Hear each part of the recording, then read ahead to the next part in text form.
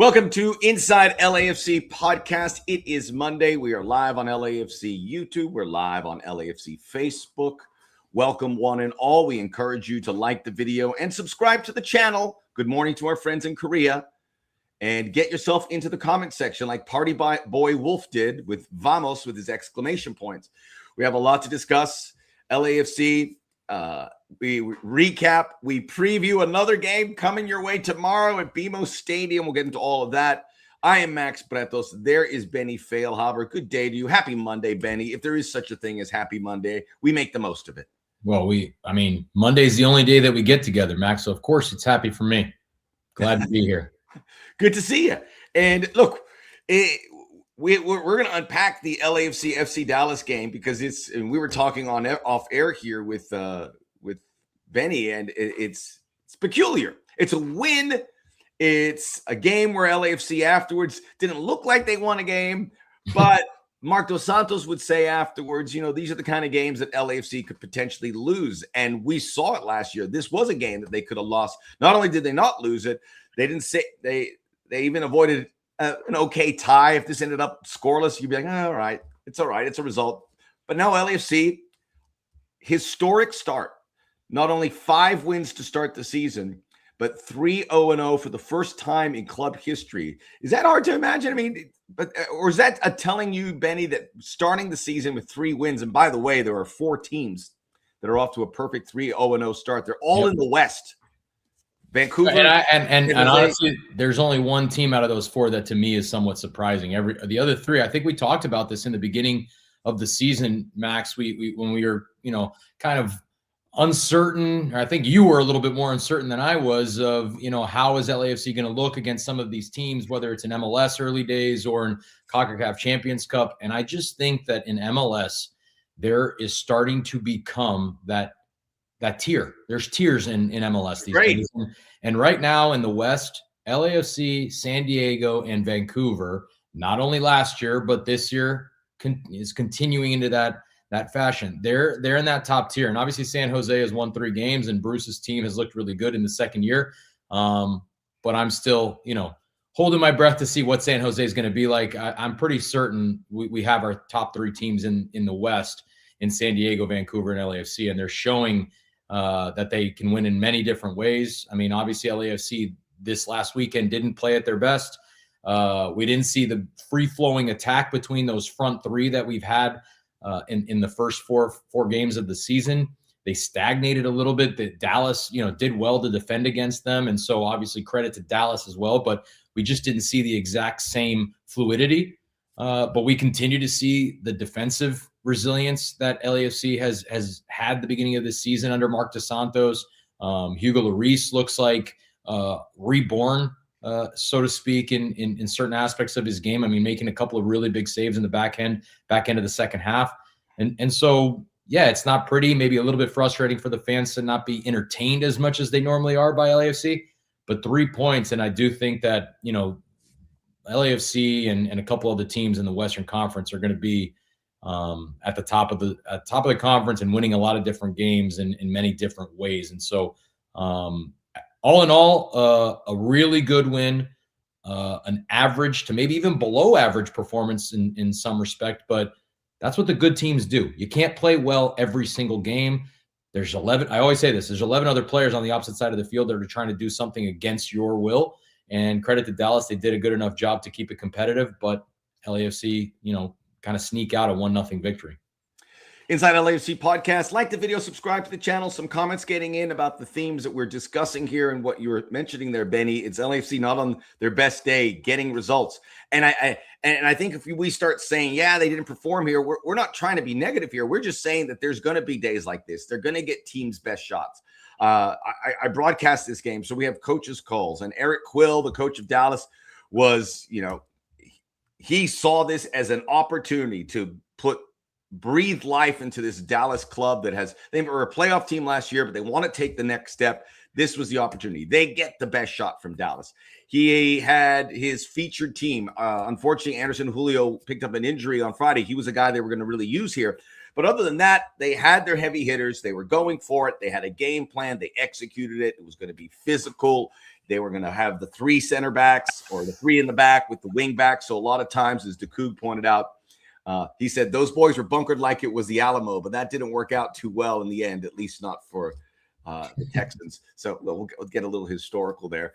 But yes, it was a game plan. And you're going to see this again. And LAFC are going to have to find ways to unlock it. And they did. An incredible goal from David Martinez, who we'll talk about in a moment.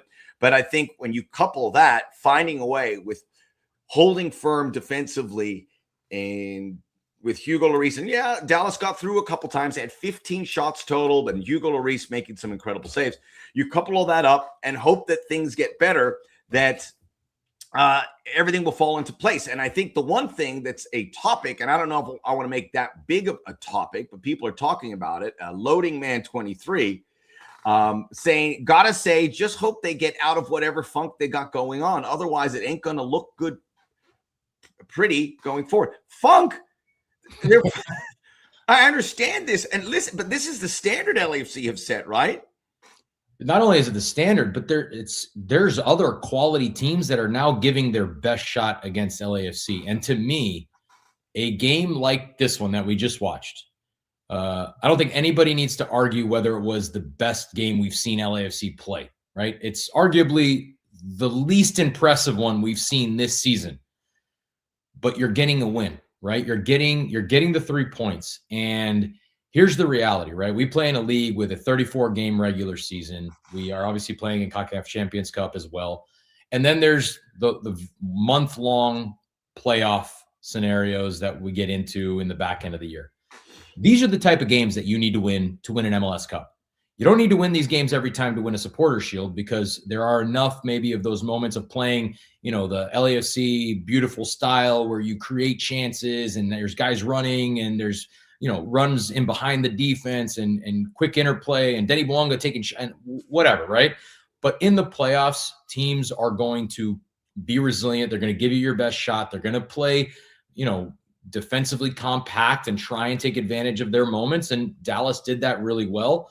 And it's good for LAFC to have that kind of experience and to see, it be a successful 3 points, albeit without, the greatest performances individually and as a team. And so I think there's a lot to be happy about. Whether you were entertained for 90 minutes, that's another question.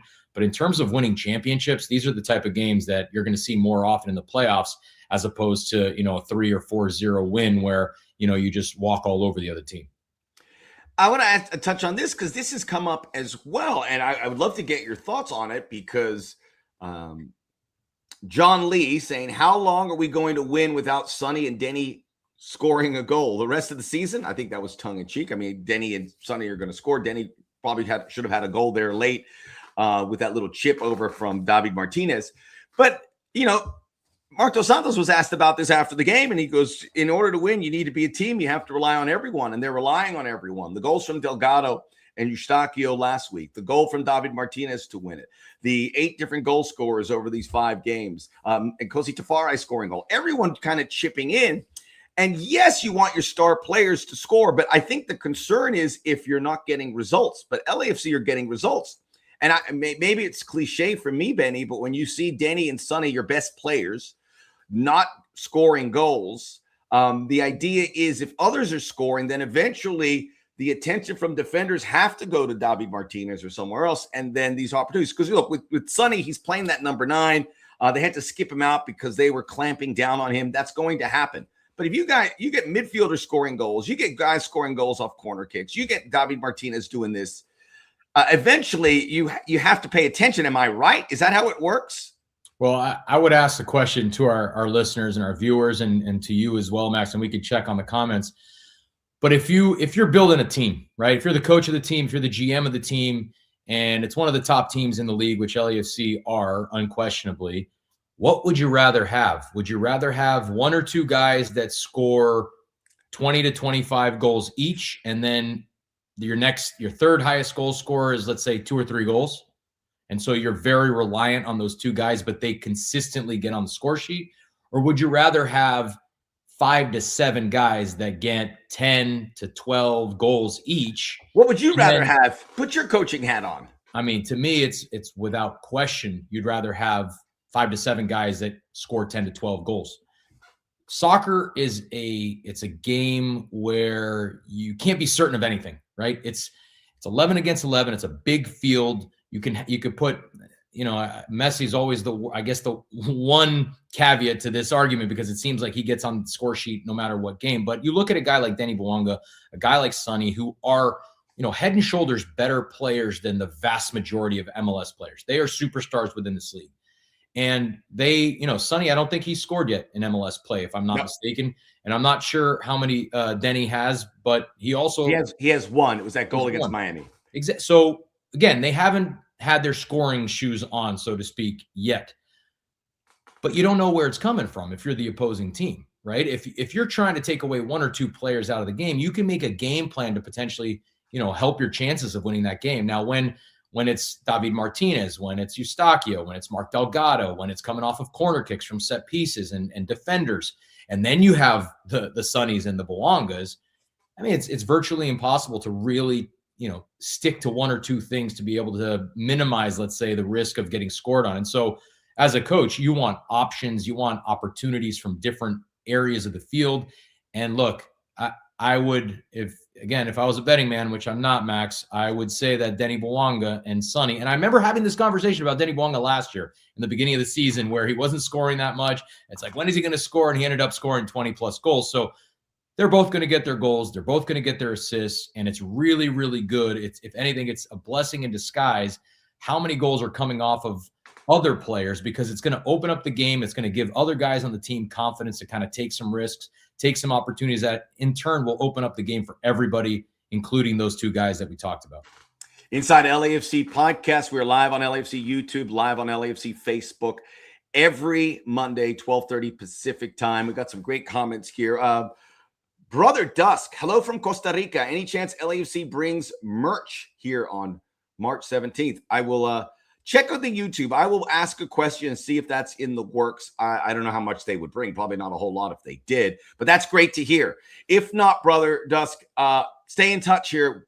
We'll find a way to get you some merch. Because that's a cool request. Now, not everyone asked me, but this is a great opportunity. We'll talk about the game against Alajuelense. That's going to be the second leg there. So great to see people. We were in Honduras and now Costa Rica expanding the brand, and merchandise allows that to do that a whole lot more. By the way, Denny Bouanga did score a hat trick in the opening game in CONCACAF. Yeah, we forgot about that. By the way, you're talking about the merchandise. Man, those jerseys look nice. I think that's what jersey or hats or what have you. We'll see. But the jerseys in this game, I think they're right up there with, some of the best I've seen in a while, with the kind of like stripes. Kind of looks like in the wall behind you there, Max. But it was phenomenal. I really like the jerseys this year. A lot of folks talking about the yellow card for the dive on Son Heung-min. I mean, he's grinding. And look, the one thing I'd be concerned if you saw the frustration from Sonny. The only time we saw that frustration is when he was substituted in the Inter Miami game. Other than that, he looks thrilled because of the results. He knows what this is about. Look at the thumbnail for this show that we use, the thumbnail to promote Inside LAFC. It's David Martinez and then Denny Bouanga and Son Heung-min on either side of them, with grins from ear to ear, absolutely elated that this guy's having his moment. I don't think either one of those two guys are frustrated that they're not getting their chances. They look at the scoreboard. I could be wrong, but I've seen so much soccer. I can see when star players are getting frustrated, even when their team is winning. That is not happening here. And I know folks midfield just needs a little time to gel for that creativity to get going. I think the ingredients are there. Dallas also looked really good, to be fair. I think that midfield, where it was looking good for Delgado and Eustachio, as they were able to distribute the possession a little harder this time around. Tillman as well. But I think we've seen more better from them than worse. So I just think with regards to those star players, they want to put fat numbers up, but they know it's going to come. And it might come tomorrow. Saturday LAFC have played a challenging schedule. They haven't had poor teams in MLS. The St. Louis is the first below par team they will play. Maybe that's a place where some teams get fat. The only frustration I see from the team, and this includes Sonny and Denny, is that they feel like they should be performing more in victory. It's, we can play better. I think collectively that's the message. Yeah, well, I think St. Louis brings up, an opportunity. I think you're right when you talk about the teams that they've played. Good teams that, you saw in Dallas might not be one of the teams filled with superstars, but they are, what Eric Quill preached to that team in the beginning of the year was they wanted to be dogs and hard to play against. And we saw that. And you're going to get a lot of that kind of play, I think, when teams come in to play against LAFC because of the, what kind of team they are, the kind of players that they have, and the results that they've gotten over the last, 5, 6, 7 years. And so you're going to get the best of every team, but I do think St. Louis could be a potential of a game that opens up a little bit more. They play in a way where, they also want to be tough, but they're still trying to, find their way with the new coach and how they're going to fit in. And so we'll see kind of what that looks like. But to your point with Denny Bouanga, I have hardly ever seen him look frustrated, right? He's a guy that not only works hard with the ball, as we know, the way that he dribbles, the way that he runs off of the ball when he wants the ball into space, but he's a guy that works hard defensively as well. I mean, we've talked about how many times that he's stolen the ball off of defenders and hurried their process and allowed the 7, 8, 9 guys behind him to benefit from his defensive work. And so I have no question that he'll continue on that path. And look, Sonny, I will say this. I've seen moments where Sonny has been disappointed, where maybe a pass didn't get to him in the right time, or even at this last game against Dallas. And I agree with him in this one. It was 1-0. There was less than, I think, 5 minutes left in the game, and maybe even 2 or 3 minutes left. And LAFC was defending deep, and the ball, I think, turned over to, I think it was Sean Noir. Sean Noir won the ball or popped out to him. And if he just picks up his head, it's a ball into space and defeat to Sonny on the left side of the field, and he's probably on a one-on-one with pace. Maybe it turns into a breakaway.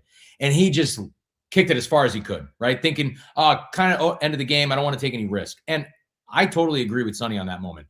You gotta still be true to who you are. And in that moment, I think you have enough time and space to bring it down, pick up a pass. And you have those kind of players on the field to create those kind of counters. So yes, I think he has shown some moments of, hey, I'm disappointed. He wants to get a goal. You could, any player that has that kind of drive like a Sonny does, has had the success. He wants to be, scoring. He wants to be assisting. He wants to get a lot of the ball. And so I think there has been some, there's been some moments where you see a little bit of disappointment or frustration, but I've never seen anything that would make me believe that, man, that's going to be deteriorate his game or detriment to his game. It's going to only elevate his desire to continue to push. And eventually, when he gets his goal, you're going to see this like big smile on his face. Like, man, that's what I've been missing. That's what I've been craving. And here it is. I got it. Maybe the floodgates open at that point. What a great moment for Mathieu, by the way, to have Sonny go, don't play it here. And he's going to remember that for the next time. This is still a young player looking forward, probably nervous, wants to see the game out, playing in a smaller role. Just to see that. And I thought the way, I didn't hear exactly what was said, but I think Sonny was very direct and just spelt it out for him. I go, this is what we look to do. Okay, message received. This is Inside LAFC Podcast. Like the video, subscribe to the channel. We're here every Monday. Let's get to some of these comments. These low block teams are wrestling with Sonny. Hope he doesn't get injured or he gets a match with the national team this month, this March, end of month. Last real international window before the World Cup. Lloris, at 39 years of age, is the MVP of the game. Yes, different guys stepping up. It was Hugo's turn. He was fantastic. Look at congrats, Max, to you and Dunseth on the call. Second and none question for Benny. If you were an opposing coach, how would you approach trying to beat LAFC right now? Yeah, I mean, LAFC, you got to start with those two, right? And I think other teams are very privy to that. You can't give them space. You can't give them one-on-ones. You got to be able to have guys behind the ball, and the opportunities that you take going forward have to be well balanced, where you let maybe 3-4 guys be a little bit freer up in the attacking half, but the other 5 or 6 have to be ready for the ball turning over, because as much as LAFC are going to be, they're going to be a team, as we've seen even in this game with Marc Dos Santos, that's going to have a little bit more possession than the Cherundolo version of LAFC. They're still incredible on the counterattack, right? And we still saw that when they took the lead. I mean, their best, most fluid play was the one where Denny Bouanga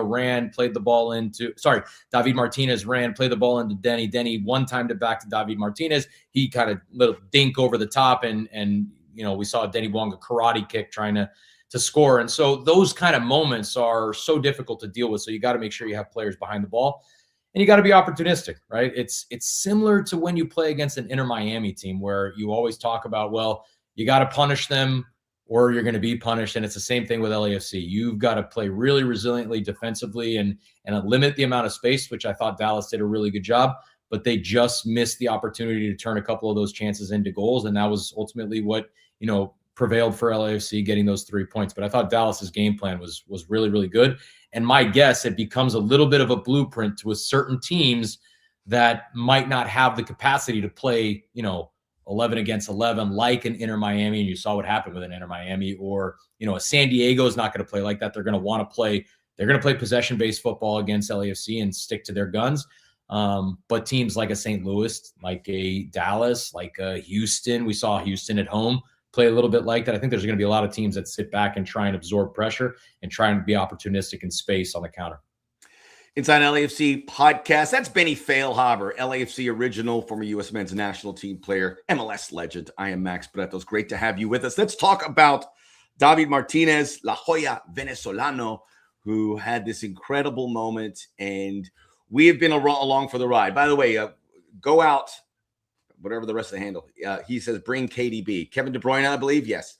So we'll see. Some people questioning some of the passing, and specifically to Son. And yeah, that's not been ideal, but these are things that they're going to work out. I think one other thing we have to mention also is how Marc Dos Santos uses the depth, because he used more of the bench this time around. It looks like Boudry is going to get more minutes.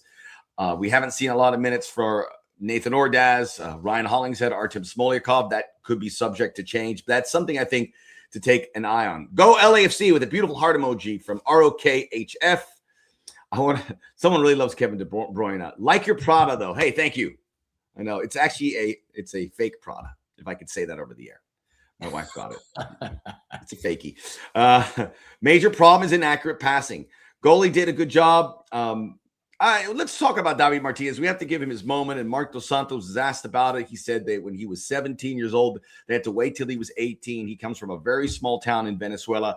When he arrived, you could see it. And I just saw it etched on his face, just the significance of this moment of traveling afar away from home. And Venezuela is a little different than a lot of other places. As you know, it's in the epicenter of geopolitical theater again. It's a different place. It doesn't have a huge soccer pedigree. He's been called the Jewel, La Joya, because he's this great big talent. So that's more on his shoulders. And Venezuela is looking for that breakthrough talent. This isn't Argentina or Colombia or Brazil or any of that. So here's this kid coming in, and he's been overwhelmed. And now this season begins. He trains a lot. Marc Dos Santos wants to give him that opportunity. Marc Dos Santos has been there along the way to see him develop. He has been plugged into this front three, and he has been fantastic. He's figuring things out.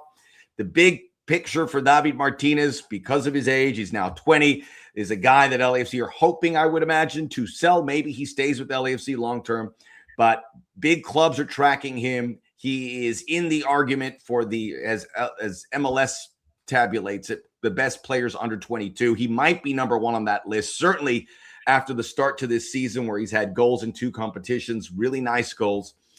But you're figuring it out, and I don't know if it goes backwards. It might. He's still a young player, but man, the audacity to take that shot and to work so well with the 2 players that we've spoken so much about, and the idea that he can open up space for them eventually. I think that's going to happen. This is just an amazing development for LAFC and for David Martinez, because I swear, I think a lot of people were ready to close the book on him. And even myself said, there was moments last year, he's playing less. What's the future look like? To see what this is happening warms your heart. He's a great kid. And it just shows LAFC being patient with a young player, which a lot of clubs aren't always, including LAFC. Sometimes you've got to cut bait. Maybe it's not the right situation, but they believed in it. Marc Dos Santos believed in it, and now it's bearing fruit. The funny thing about David Martinez is that he's not the only young player that LAFC has taken a chance on, right? And it's like you said, there's always risk. It's not a black and white market. There's a lot of gray. It's whether the kid develops. I mean, you sign him when he's 17 years old, and he can't even play at first, right? And you don't know what you're going to get. You don't know how he's going to adapt to a new life. There's a human being in that soccer body, right? And he's got to deal with life off the field. He's got to obviously get used to what LAFC and the coach asks of him. He's had 2 coaches in 2 years. He's got 2 superstars playing next to him that sometimes take a lot of the limelight. That could be a good thing or a bad thing. Anyways, players develop in different ways, right? And I'll talk back about one of the players that, you know, in my day we brought. Bob brought Andre Horta, right? And it was similar. Not the same position, but a similar type of profile where it's a young player playing in Portugal at the time for Braga and doing big things and getting better and better. But he wasn't a superstar yet, right? He was still young and he had a lot of potential. And they took a chance and brought him in. And ultimately that didn't work out, right? He didn't become the player that Bob and John had envisioned him becoming here in LAFC. And eventually they sold him back to Portugal. And I'm sure there was, you know, maybe a loss in terms of overall purchase price and selling price, but they take chances, they take risks. And so David Martinez is another player who, you know, came early, came young, high potential. No one knows what he's going to become yet. We see glimpses, even last year, right? Even when he didn't have the kind of year that he's put together so far this season, we didn't see that consistently last year, but you saw glimpses for sure. The ability to dribble, the ability to shoot, the ability to, you know, run, speed, and all that kind of stuff. Things that you can't even teach in from a coaching perspective. So you knew why he was brought in, and now you're starting to see him get a little bit more confident, a little bit more comfortable. He's the one that's in really good form, where you see the other 2 maybe not being in such good form, and he's kind of not carrying the team, but doing more than what's actually asked of him, right? He's the third wheel. He's the third guy in the trifecta up top, right? And he right now he's being the number 1. So it's great to see him continue to develop and be a guy that LAFC can count on. And like you said, I mean, the future, we don't know what it holds for him. Can he be a 15-year pro with LAFC? Sure, I wouldn't bet on it, because I think in today's day and age, it seems to be like you do well one place and then another team comes in with a bidding price that it's too hard to say no to. So we'll see what happens with David Martinez, but man, he's opening up all the possibilities for himself, and he's helping LAFC in the process. Inside LAFC podcast, we are live on LAFC YouTube and Facebook. And I love what you said about Andre Horta, because LAFC have taken chances on Horta, on Brian Rodriguez, who are young players, who is billed as the best young talent out of Uruguay. Don't forget Diego Rossi. Diego Rossi paid off. Matty Bogusz, who's a little bit older, it paid off. But if LAFC doesn't hit on these big names, and I'd say Horta, Rodriguez, and now Martinez, you would imagine they're going to be discouraged from doing it. So that makes it even more significant. It's huge. It's huge. And look, Max, they're in the right market. I've watched enough football in my life to know that the South American market is the best market by far in finding young talent to come to MLS, because this is, and not to get too philosophical, but Europe is the mecca of soccer, right? Everybody wants to get to Europe. Europe's got the Premier League, obviously Bundesliga, Champions League, Italy, etc. And the players that are from Europe that come to MLS, they have the desire to get back there. So I don't think they have the same, like, I don't know what it is, but this feeling inside them that, hey, if I'm coming from Paraguay, Venezuela, Brazil, Argentina, Chile, whatever, right? Any place in South America, it's a third world country. They probably don't make necessarily as much money in those countries that they do in MLS. And their dream, ever since being a little kid, is to get to Europe someday. They see MLS as a massive launching pad. So they come in here with all kinds of, you know, positive feelings of, hey, I've made it to one step, let's make it to the second step. And I think that's where the natural young talent is going to be successful in MLS. And I think that they're doing it right with LAFC, and they've had success in what they've done. That's a great point. And I think that perception of MLS for these South American players, it's a launching pad, but it's a desirable place to play, even if it's long-term, because there's guys that are saying, man, I would like what David Martinez is doing. Yeah. Play at that stadium, play with Son Heung-min. Matteo Silvetti, high-end Argentine player at Inter Miami, going to play in this new park in Miami, play with Messi and DePaul. Who wouldn't want to sign up for this? Right. So this is going to keep happening with what's happening in MLS. but it's showing that these players can produce and creating develop. the pathway. Yeah, and so that is what David Martinez is doing. I want to talk about Hugo Lloris and the defensive effort. They locked it down. Another clean sheet. I want to get to some of the comments. I did mention Jamarcus about Yao Yeboah lifetime suspension. This news did break, and we're going to hear a lot about this. This is massive because in the sphere of sports betting and when these things happen in any of the major sports, it leaves a mark and it opens up more investigations. But Yeboah, who played for LAFC, who scored the goal against LAFC in the 2023 MLS Cup for Columbus Crew, he and Derek Jones, both lifetime ban from MLS for gambling on the game, including their own games. That's where you're like, so I don't know how much we can talk about it, Benny, but that's huge news. Yeah, it's just sad. I mean, very sad. With sports nowadays, there's so much sports gambling, and I think that you have to draw a really hard line on athletes and gambling. And look, go gamble once you retire, but you can't gamble while you're participating in the games themselves. Obviously, that's got to be a hard line, and I think that's all I need to say about it. I don't know, Max, you want to touch on anything? But it's sad. We don't know enough. I just wanted to report the news because I know obviously some people saw it, but I think because and then there's always the jokesters. I mean, talk. But if I were LAFC, I would bet on LAFC too. So listen, the word betting, I don't bet, and I don't. It's pretty explicit. I don't want to bet. It just would not benefit me in any way with what I do. So I stay away. But I understand it's this is something that affects a lot of people and affects a lot of families. So we very tread lightly. Yeah. Alan Smolyakov hasn't seen any action. How would you feel if he is moved to make room for Eustachio? So I think we got to start talking about Eustachio staying here long-term as a DP, which means one of the 4 under-22s would have to move on unless something happens with Sonny or Denny, but we're not. Denny just resigned. Sonny, I don't think is going anywhere. So I don't know if you could sell him at a big value now, especially if he's not playing. So maybe David's the guy who can open up. I don't know, but I think it's a good problem to have, but it's a problem because you're going to have to make room for him. I think it's something interesting to keep an eye out because we've talked about the depth in LAFC, and there are guys that are high quality MLS players. I think starters in the majority of teams in MLS that right now not only are on the bench, but are some hardly getting any playing time. And so, I think about a guy like Ryan Hollingshead. He's played, in every team that he's played for. I think he was fantastic for the majority of the season for LAFC last year, and now we don't see him playing so much. So it'll be interesting to see, every coach has his favorite, so to speak, where they trust certain guys to do certain jobs that are required within their system. And obviously we're going to see this with Marc Dos Santos and who he really, relies on, depends on, and which guys maybe don't get as much playing time.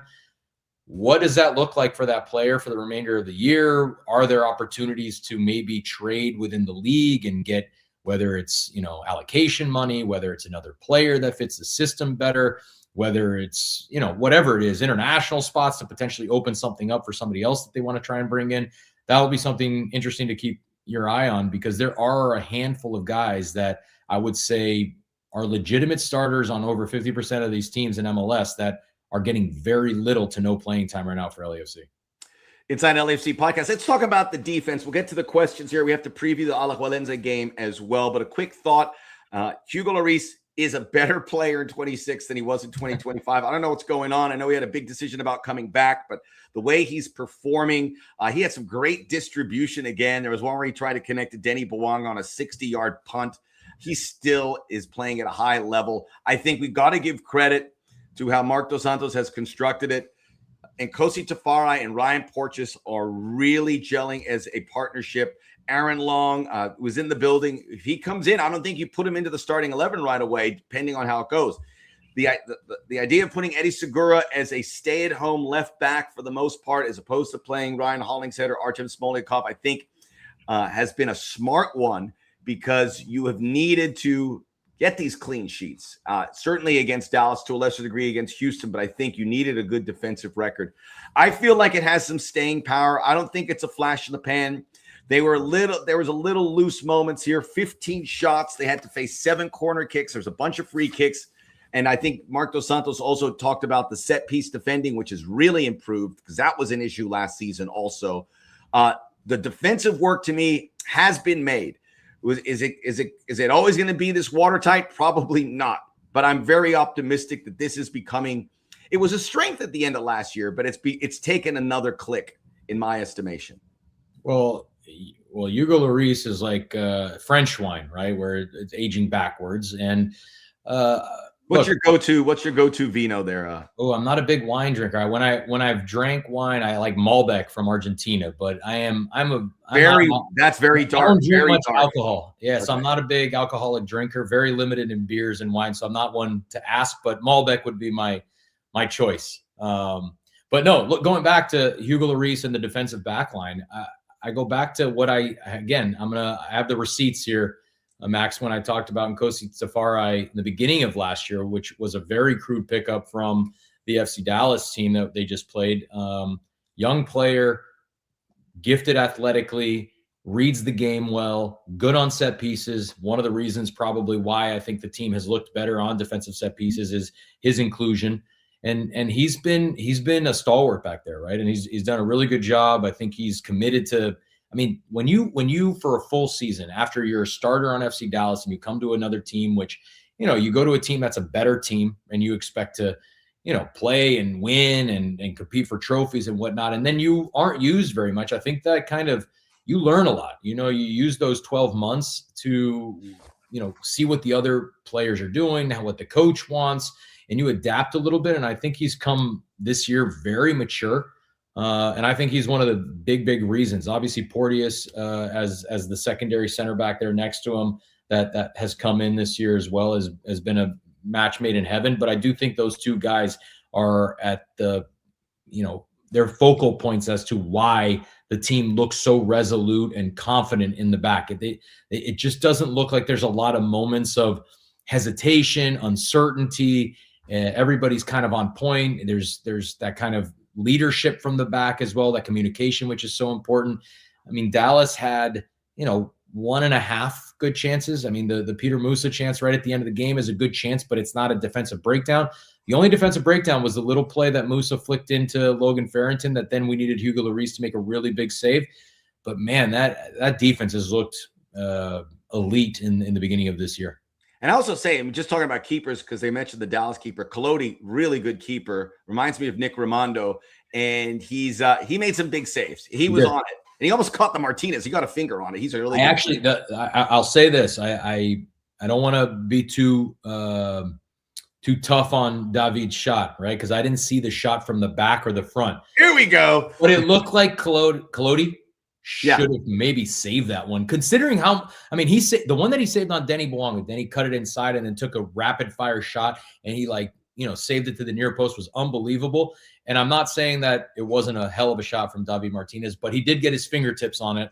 And usually you say, if you got your fingers on it, maybe you should make the save. But again, great shot. I couldn't tell from the back angle. I didn't see a back angle to see if he really should have been able to parry it wide. But Colodi, he used to play on MLS Next Pro, and I played, I coached against him, and he was tough to beat, and he's made a really good jump in MLS in the middle of last year and into this year. So one to keep an eye on. We may edit that out for the re-air, taking a shot at David's attempt there, Benny. No, you got to shoot to score. That's what I tell my son all the time, my son and my daughter. You got to shoot on target to score. So all right, did that. This is Inside LAFC Podcast. Like the video, subscribe to the channel. I want to preview Ale Walense, but there's a lot of questions about Amin Boudry. I want to ask you quickly. Craig says we're on early today. No, we're on every time. I don't know if you mean we're on like a heater with our conversation. Maybe that's what he meant. I doubt it. Alan, I never doubted David Martinez. I started wondering if it was going to work. I really did, and I'm happy to see it's worked out. It speaks volumes. So a lot of comments about Boudry. Can he go 90 minutes? Should he get in there? People looking at maybe replacing with Timothy Tillman. I'm a big Tillman fan. I think he does so many little things that allows other guys to work. Do you think we see? I think Boudry's going to start a game, maybe with these 2 games coming up. There's going to be rotation with another 4 games over 2 weeks, especially after you've already got the load management of doing it one time. It looks like Boudry's heading there. If he started, I would imagine it would be for David Martinez. It might be, for Timothy Tillman, it might be for David Martinez up at the front as well. How do you see that working if it's something that you think LAFC will kick the tires on? I think it's tough to tell for us outsiders. I think, if you're present in training every day and you're watching him, and the staff obviously has the ability to see that, there should be a plan for him in place to get more minutes and kind of see what he's going to look like for an extended period of time. I didn't see much of him in this game. I didn't think he looked as sharp as he did against what was the previous game? Was it the Miami game? I think that we saw more minutes from him.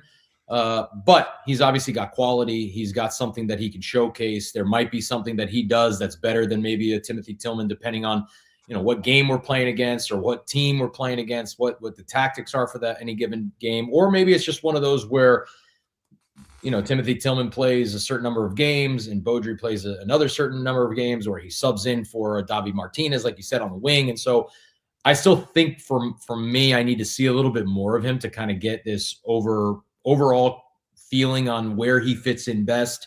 And is he maybe better than some of the starters right now? I am 100% not going out on a limb yet and saying, hey, he needs to start instead of Tillman. I think Tillman, I'm with you, Max. I think he's been phenomenal for this group. I think he plays an interesting role within those three. There's no 10, right? There's not an offensive midfielder in that group. And so it's more about how you interact with the players around you. And right now, Eustachio, Tillman, and Delgado, I think, have a really good understanding of how they fit in. And I did notice when Beaudry came in this game, it felt like sometimes the shape was a little bit off. He drifted a little bit, sometimes to the left a couple times, and doing his own thing. Exactly. And I think he's still trying to, figure himself out, right? And so I think you got to give him a little bit of time. You do have to give him some extended minutes so we can see exactly what he can do with those minutes. But I'm definitely not in the moment right now saying, hey, we need to give him the keys to being a starter and let's put Tillman on the bench. I don't think it's even near that yet. We need to see him for an extended period of time first. Good stuff. A lot of love for the Porteous-Tafari combination. El Boogie, good to see you. Wave him right back at you. Lots of comments. I don't know if we can get it up to there, but some folks, Max, Benny, one thing I really appreciate about LAFC is seeing how they attack all the different team formations set up to stop them. What teams are set up to give us the most trouble West this year? Joe, we're going to try and ask that a little bit later. If I could throw out a name, it's San Diego. To me, is the team that is they've looked as impressive MLS wise with what they've been able to do, but similar, not giving up goals and being very good team efforts. So we'll see. Vancouver obviously there as well. Vancouver, in terms of how they play, Vancouver's the one that plays in a way that's difficult for LAFC to deal with a lot of times because they're very good in possession. They're similar to LAFC. They're very good in possession. I think they're a little less finesse than LAFC and a little bit more grit. If I were to, kind of splitting hairs a little bit, but they both have fantastic counterattacks and they're fast and they got goal scorers in Sonny and Mueller.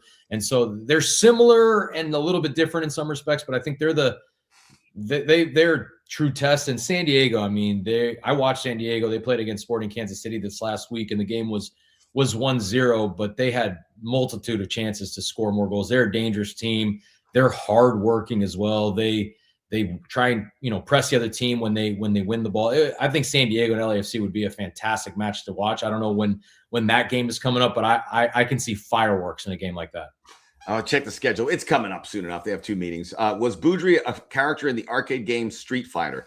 He's tough. He says he got after a little bit with some of his MMA learnings. Also, some people asking for a creative number 10. Boudry's kind of that, but I don't know I like what LAFC are doing, fitting their system. I'm gonna start getting fit over here, Max. Okay, we're gonna come back at 41. Fantastic 10. Let's preview very quickly Alajuelense. It's tomorrow night. Get out to BMO Stadium. It's a late kick, 8 p.m. local time. So I know people are talking about that. It is what it is. We got to put the kids to bed early. Put the kids to bed early. I looked at this Alajuelense team. This is much better than Real España. They won the Central American Championship Cup. That's why they got a bye in the round of 16. You look at their roster. Celso Borges, 37-year-old, still there. But I recognize these guys. Ronald Matarita played at New York City. Yep. Ronald Cisneros played at Atlanta United, was a Chivas guy, a Mexican forward. Alejandro Bran played at Minnesota United. They have good, very well-regarded Costa Rican youth players. Santiago van der Putten, interesting name. That sounds Dutch. It does. He is, from what I hear, a top Costa Rican prospect. Alexis Gamboa is already a full Costa Rican. They are got a good team, man. And did I say Ronald Matarrita? Yes, I did. And then playing the first leg, LAFC is going to need to get some goals. This would be a good spot for Denny, certainly for Sonny to do something. I think they need to score a couple goals, or this CONCACAF Champions Cup campaign could go sideways quickly. I still think LAFC gets through. But as I go deeper into Alajuelense, I get a little worried because this is a much better team, and they are going to have that second leg, which is LAFC beat them in 2023 pretty easily down there, but it's a different Alajuelense. Come on, Max. I want to hear your prediction for this game. What do you got this tomorrow's? I think LAFC, it's a grind. I say 2-1 they win, which is not great, but I think they get a tie in the second leg. You're always you're the safe guy, right? It's going to be 3-0. 3-0. It's not going to be easy because the first goal is going to take a little while. Maybe a late first half goal, and then the doors break open and a 3-0, maybe even 4 at the end. I will go. They need to get that easy win. They need to get that easy win so that when they go to Costa Rica, it's what I said. I've played in a couple of games like these where you play some teams that aren't the same caliber. But if something hits the fan over there in Costa Rica, all of a sudden it seems like they've got 13 players on the field. So you want to make sure you get that 3-0 lead going into the second leg. Yeah, and even a 3-goal advantage, you go down there and they score early, you're like the panic kicks in, right? You're a little bit. That goal this LAFC team is a little bit different. I think they've got not only the experience and the talent, but yeah, it can happen sometimes. So come out to the stadium. LAFC is going to need it because we want to keep going here, the round of 16 and the quarterfinals. If LAFC avoid little moments here, they could find a way to get through. Cruz Azul Monterrey would be the opponent in the quarterfinals. So that's when it starts to get really, really interesting. One step at a time, Benny. Right. Great stuff, everybody. Love the comments. We'll try and get to some more. We'll answer some on the YouTube page. If you're watching the re-air, leave some comments there on the re-air on the YouTube page, and we'll answer them next week, time permitting. But that's all the time we have. Tuesday night, LAFC Alajuelense, 8 p.m. local time. See you at the stadium. We'll see you soon, Benny. See you, Max.